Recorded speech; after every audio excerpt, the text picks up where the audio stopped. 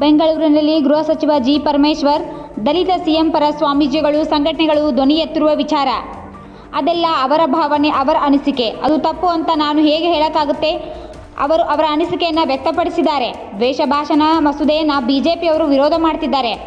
ಈ ಯೋಜನೆಯನ್ನು ಅಥವಾ ಈ ಮಸೂದೆಯನ್ನು ಯಾರನ್ನು ಟಾರ್ಗೆಟ್ ಮಾಡಿ ಈ ಮಸೂದೆಯನ್ನು ತಂದಿಲ್ಲ. ಯಾರು ದ್ವೇಷ ಭಾಷಣ ಮಾಡ್ತಾರೋ ಅವರಿಗೆ ಇದು ಅನ್ವಯ ಆಗುತ್ತೆ ಎಂದು ತಿಳಿಸಿದ್ದಾರೆ. ಗೊಂದಲ ಇದ್ರೆ ಇಲ್ಲೇ ಬಗೆಹರಿಸಿಕೊಳ್ಳಬೇಕೆಂಬ ಖರ್ಗೆ ವಿಚಾರವಾಗಿ ಗೃಹ ಸಚಿವ ಜಿ. ಪರಮೇಶ್ವರ್ ಖರ್ಗೆ ಅವರು ಹೇಳಿದ ಮೇಲೆ ಅದಕ್ಕೆಲ್ಲ ನಾವು ಗೌರವ ಕೊಡುತ್ತೇವೆ. ಅವರು ಯಾವ ಅರ್ಥದಲ್ಲಿ ಹೇಳಿದ್ದಾರೋ, ಯಾವ ಸೂಚನೆ ಕೊಡುತ್ತಾರೋ ನಮಗೆ ಗೊತ್ತಿಲ್ಲ.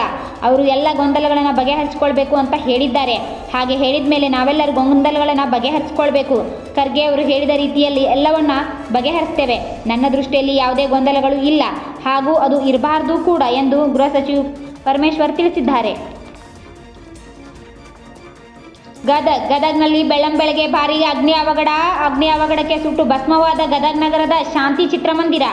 ಬೆಂಕಿಗೆ ನಾಲಿಗೆ ಸುಟ್ಟು ಕರಗಲಾದ ಇಡೀ ಚಿತ್ರಮಂದಿರ. ಕುರ್ಚಿ, ಸ್ಪೀಕರ್, ಪಿಒಪಿ, ಫ್ಯಾನ್ ಸೇರಿದಂತೆ ಚಿತ್ರಮಂದಿರದ ಎಲ್ಲ ಪೀಠೋಪಕರಣಗಳು ಭಸ್ಮ. ಬೆಂಕಿ ಅವಘಡಕ್ಕೆ ಕಾರಣ ತಿಳಿದು ಬಂದಿಲ್ಲ. ಬೆಟಗೇರಿ ಬಡಾವಣೆ ಪೊಲೀಸ್ ಠಾಣಾ ವ್ಯಾಪ್ತಿಯಲ್ಲಿ ಪ್ರಕರಣ. ಹುಬ್ಬಳ್ಳಿಯಲ್ಲಿ ಮನುಕುಲವೇ ತಲೆ ತಗ್ಗಿಸುವ ಮರ್ಯಾದಾ ಹತ್ಯೆ ಪ್ರಕರಣ. ಹತ್ಯೆಯಾದ ಯುವತಿಯ ಶವ ಹುಬ್ಬಳ್ಳಿಯ ಕೆಎಂಸಿ ಆರ್ಐ ಶವಾಗಾರದ ಮುಂದೆ ಪ್ರತಿಭಟನಾಕಾರರ ಮನವೊಲಿಸಲು ಪೊಲೀಸರ ಪ್ರಯತ್ನ. ಧಾರವಾಡ ಜಿಲ್ಲಾ SP Gunjannar, Hubballi Dharwad police commissioner Shashikumar ಭೇಟಿ. ದಲಿತ ಸಂಘಟನೆಗಳ ಪದಾಧಿಕಾರಿಗಳ ಜೊತೆ ಸಮಾಲೋಚನೆ. ಊರ್ಜ ಸ್ವರೂಪ ಹೋರಾಟಕ್ಕೆ ದಲಿತ ಸಂಘಟನೆಗಳು ತಯಾರಿ. ಹೋರಾಟ ಮಾಡದಂತೆ ಪೊಲೀಸ್ ಅಧಿಕಾರಿಗಳಿಂದ ಮನವಿ.